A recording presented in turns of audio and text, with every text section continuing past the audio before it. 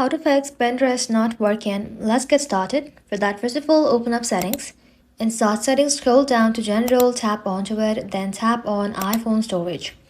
And start here, scroll down until you find Pinterest, then simply tap onto it.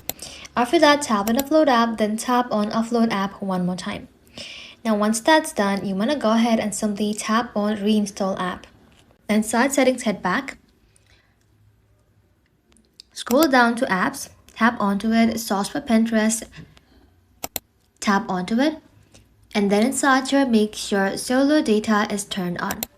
After that, you can switch between Wi-Fi and mobile data to refresh your account connection, then reopen Pinterest and check if the issue is fixed. If not, you're gonna go ahead and simply long press on Pinterest, tap on remove app, tap on delete app, then tap on delete one more time. Once that's done, open up the App Store and then reinstall the app.